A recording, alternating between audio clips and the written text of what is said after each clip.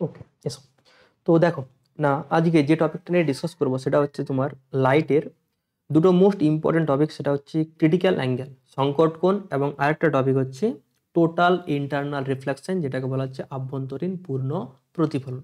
তাহলে দুটো টপিক আছে, একটা হচ্ছে সংকট কোণ আর একটা হচ্ছে আভ্যন্তরীণ পূর্ণ প্রতিফলন, টোটাল ইন্টারনাল রিফ্লেকশন, রাইট?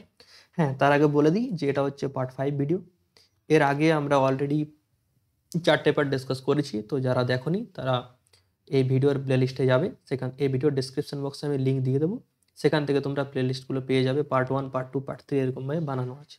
ওকে, তো চলো টপিকে আসা যাক। না, ফার্স্ট আছে critical angle. What is critical angle? কী জিনিস শুনে থাকবে আই হোপ, তাই না? সবাই কম বেশি পড়ে এসেছো।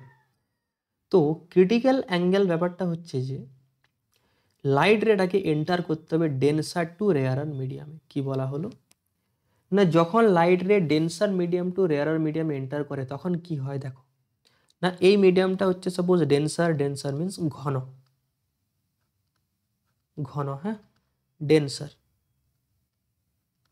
এখান থেকে যাচ্ছে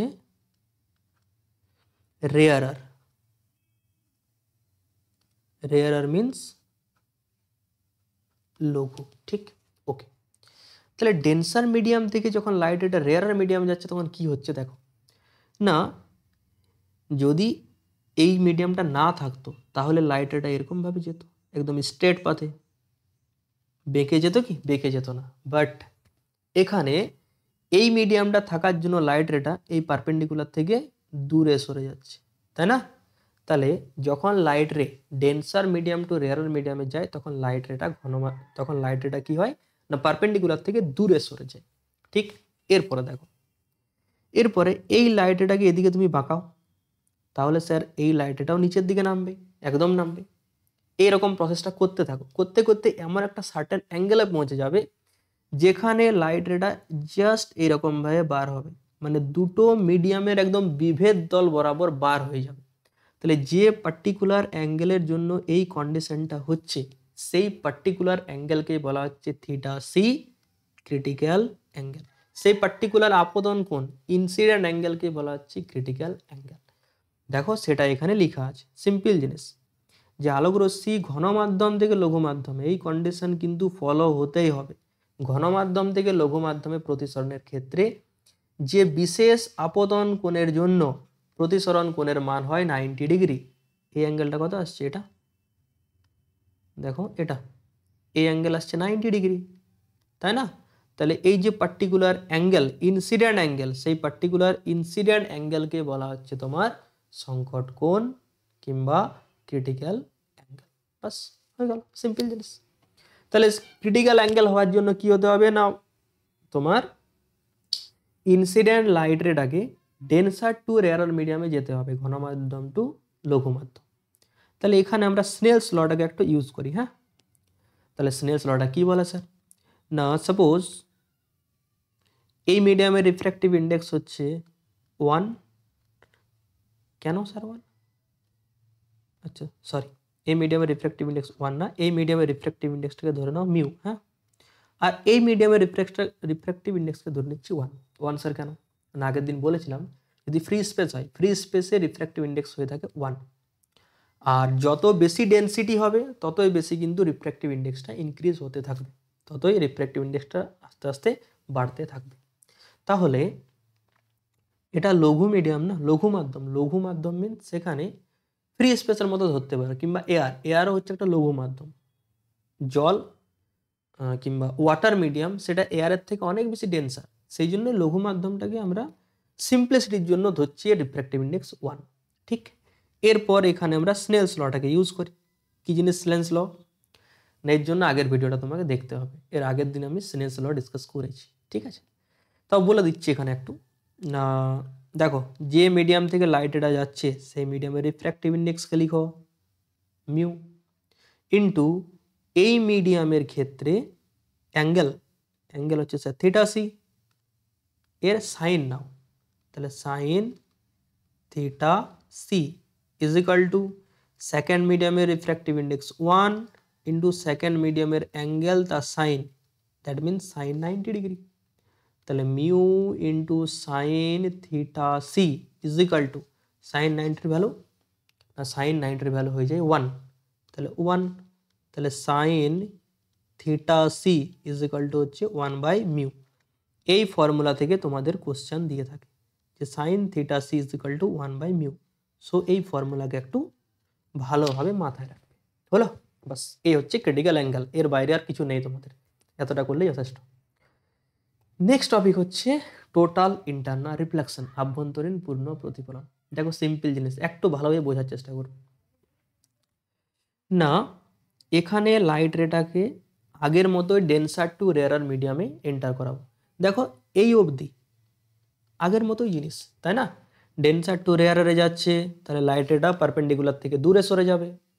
এইরকমভাবে করতে করতে একটা সার্টেন অ্যাঙ্গেলের জন্য লাইট রেটা একদম এইরকমভাবে বার হবে, যেখানে এই অ্যাঙ্গেলটা হচ্ছে 90 ডিগ্রি। এরপরে তোমার ইচ্ছে হলো এই লাইট রেটাকে আরও বাঁকাবে, এদিকে বাঁকাও, নো প্রবলেম। তাহলে এই লাইট রেটাও এরকমভাবে বেঁকে যাবে। হ্যাঁ স্যার, অবভিয়াসলি হবে। তাহলে এখানে একটা জিনিস নোটিস করো যে এই অ্যাঙ্গেলটাকে বলা হচ্ছে ক্রিটিক্যাল অ্যাঙ্গেল। যদি লাইট রে ক্রিটিক্যাল অ্যাঙ্গেলের থেকে বেশি অ্যাঙ্গেলে ইনসিডেন্ট হয়, তাহলে এই লাইট রেটা সেকেন্ড মিডিয়ামে না এন্টার করে আবার ফার্স্ট মিডিয়ামেই ফিরে আসে। এই প্রসেসটাকে বলা হচ্ছে টোটাল ইন্টারনাল রিফ্লেকশন অথবা আভ্যন্তরীণ পূর্ণ প্রতিফলন। দেখো এখানে ইন্টারেস্টিং একটা জিনিস দেখো, এই প্রসেসটা রিফ্লেকশন হচ্ছে না রিফ্র্যাকশন হচ্ছে, প্রতিফলন হচ্ছে না প্রতিসরণ হচ্ছে? না স্যার, প্রতিসরণ হচ্ছে, প্রতিসরণ, যেটাকে বলা হচ্ছে রিফ্র্যাকশন। বাট স্যার এখানে রিফ্লেকশন লেখা আছে কেন, প্রতিফলন লেখা আছে কেন?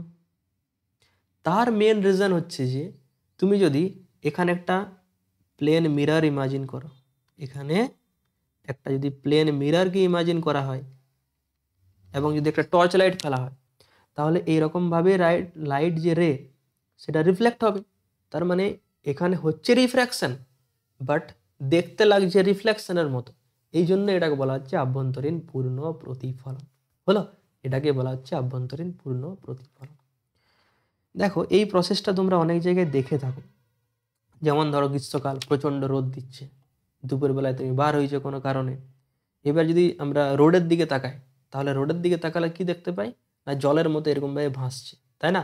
এটাও কিন্তু এই কারণে হয়ে থাকে, টোটাল ইন্টারনাল রিফ্লেকশনের কারণেই হয়ে থাকে।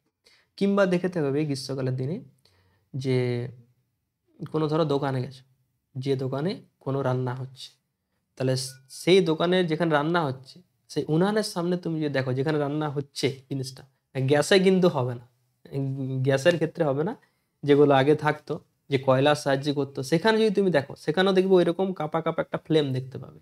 সেটা হচ্ছে তোমার টোটাল ইন্টারনাল রিফ্লেকশনের জন্যই হয়ে থাকে। তাছাড়া দেখবে যে মরুভূমির মরীচিকা শুনেছো, যে কিছু দূরে গেলে কি মনে হবে জল আছে, এরপর দেখতে হবে জল নেই, তাই না? তো সেখানেও হয়ে থাকে টোটাল ইন্টারনাল রিফ্লেকশনের কারণে হয়ে থাকে। কিভাবে হচ্ছে ডিসকাস করছি না, সেগুলো পড়বে না তোমাদের, জাস্ট এক্সাম্পলগুলোকে মাথায় রাখবে। কিংবা ধরো হীরা, হীরা দেখবে অনেক চকচক করে, দেখতে পাবে না, দেখোনি হয়তো কেউই, বাট তোমরা দেখে থাকবে, যে শুনে থাকবে যে হীরা অনেক চকচক করে থাকে, কিংবা ইন্টারনেটে ইজিলি হবে তোমরা দেখতে পাবে। তাহলে ওটার মেন রিজন হচ্ছে টোটাল ইন্টারনাল রিফ্লেকশন। ওটাকে এমনভাবে কাটিং করা হয় যেন এই যে অ্যাঙ্গেল, এই অ্যাঙ্গেল থিটা সি এর থেকে বেশি হয়, থিটা সি এর থেকে বেশি হলেই এখানে টোটাল ইন্টারনাল রিফ্লেকশন হবে। আর টোটাল ইন্টারনাল রিফ্লেকশন হলেই এখানে তোমার চকচক করে থাকে, সেই জন্য হীরাটা, রাইট? তাহলে ওখানেও কিন্তু টোটাল ইন্টারনাল রিফ্লেকশন হয়ে থাকে। আর কোথায় স্যার ইউজ হয়? আর হয়ে থাকে তোমার অপটিক্যাল ফাইবার, যে কেবল লাইনে যেগুলো তোমার ফাইবার ইউজ করা হয়, সেখানে কিন্তু টোটাল ইন্টারনাল রিফ্লেকশনই হয়ে থাকে। তাহলে এর এক্সাম্পল কি কি আছে? এক নম্বর এক্সাম্পল হচ্ছে মরুভূমির মরীচিকা, যেটাকে বলা হয় মিরাজ।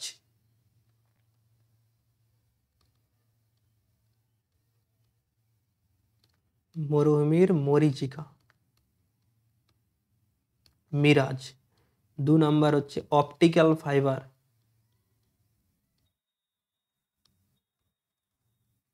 এটাতে ইউজ করা হয়ে থাকে।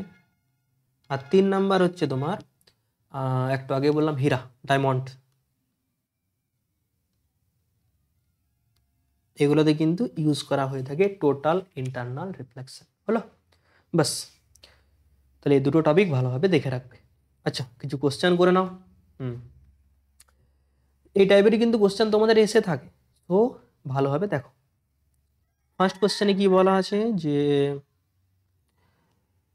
আলোর তরঙ্গের কোন বৈশিষ্ট্যের কারণে মরীচিকা দেখা যায়? একটু আগেই বললাম যে আভ্যন্তরীণ পূর্ণ প্রতিফলন। ভুল করেও কিন্তু এগুলো করে দাও না, নিয়মিত প্রতিফলন কিংবা এগুলো হয় না, এগুলো অন্য কারণে হয়ে থাকে। হ্যাঁ, কিভাবে হয় এগুলো আমরা আগে ডিসকাস করেছি। নেক্সট হচ্ছে যোগাযোগ ব্যবস্থায় ব্যবহৃত অপটিক্যাল ফাইবার অপটিক্স, সেখানে আলোর প্রতিসরণ না আভ্যন্তরীণ আলোর সম্পূর্ণ আভ্যন্তরীণ প্রতিফলন কিংবা আভ্যন্তরীণ পূর্ণ প্রতিফলন, একই ব্যাপার। হ্যাঁ, নেক্সট কোশ্চেন যে হীরাতে আভ্যন্তরীণ পূর্ণ প্রতিফলন, ঠিক? এটা করো যে আলোর কি লেখা আছে, আলোর কোথায় ভ্রমণ করলে, আচ্ছা আলো কোথায় ভ্রমণ করলে আভ্যন্তরীণ পূর্ণ প্রতিফলন ঘটে? হ্যাঁ, এটা ভালো কোশ্চেন। বলো যে একটি পাতলা ঘনত্বের মাধ্যম থেকে লঘু, পাতলা মানে লঘু, মাধ্যম থেকে ঘন মাধ্যমে, নো, উল্টো হতে হবে, ঘন থেকে পাতলা। হ্যাঁ, এটা ঠিক হতে পারে। দেখো এখানে মানে যখন এক্সাম দেবে একটু ভালোভাবে এক্সাম দেবে, তা সব কিছু সলিউশন আছে, বাট ওএমআর সলিউশন নেই। তুমি যদি ভুল করেও পড়ে ভুলবশত 4টে অপশানের মধ্যে বি অপশানটাকে ধরো কারেক্ট করেছো, আর পরে দেখছো স্যার বি হবে না সি হবে, তাহলে কিচ্ছু করার নেই তোমার। সেই জন্য ভালোভাবে অপশানগুলো পড়বে, দেন তুমি কিন্তু ওখানে ওই মার্কশিটটা ফিল আপ করবে, ঠিক? যাই হোক, নেক্সট কি বলেছে, একটি পাতলা ঘনত্বের মাধ্যম থেকে ঘন মাধ্যম, নো, একটি ঘন মাধ্যম থেকে পাতলা মাধ্যমে যায় এবং আপতন কোণ সংকট কোণের চেয়ে বেশি হয়। তাহলে কোনটা কারেক্ট করা বেটার? না স্যার, অপশন ডি কারেক্ট করা বেটার, এখানে সব ফেনোমেনাগুলো ফুলফিল হচ্ছে। আচ্ছা, এখানে একটা টার্ম লিখে নাও, কন্ডিশন ফর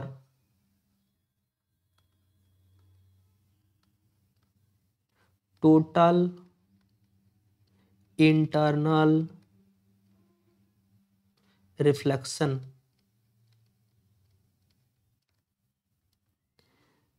তাহলে টোটাল ইন্টারনাল রিফ্লেকশন হতে গেলে কি কি কন্ডিশন ফলো হতে হবে?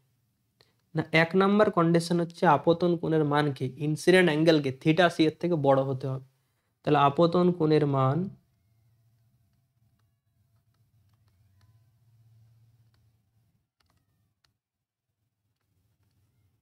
সংকট কোণের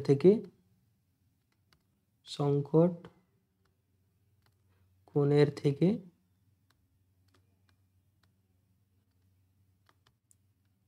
বেশি হতে হবে। 2 নম্বর কন্ডিশন কি? 2 নম্বর কন্ডিশন হচ্ছে আলোক রশ্মিকে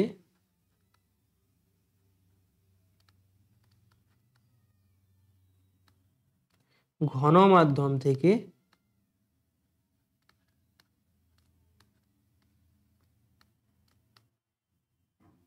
লঘু মাধ্যমে যেতে হবে। এখানে incident angle means angle I is greater than theta C. এই কন্ডিশনকে ফলো হলে তাহলেই পসিবল, রাইট? 2 নম্বরে কি বলেছে, লাইটের আগে যেতে হবে ডেন্সার টু রেয়ারার, তাহলে কিন্তু টোটাল ইন্টারনাল রিফ্লেকশন পসিবল। ঠিক আছে, ওকে, তাহলে আজকে এখানে থাকে। নেক্সট ভিডিওতে আমরা লেন্স এগুলো সম্বন্ধে ডিসকাস করব, দেন আরও যে টপিকগুলো আছে সেগুলো ডিসকাস করব, তাহলে কিন্তু এই লাইট টপিকটা কমপ্লিট হয়ে যাবে। ওকে, তাহলে আজকে এখানে থাক, ঠিক।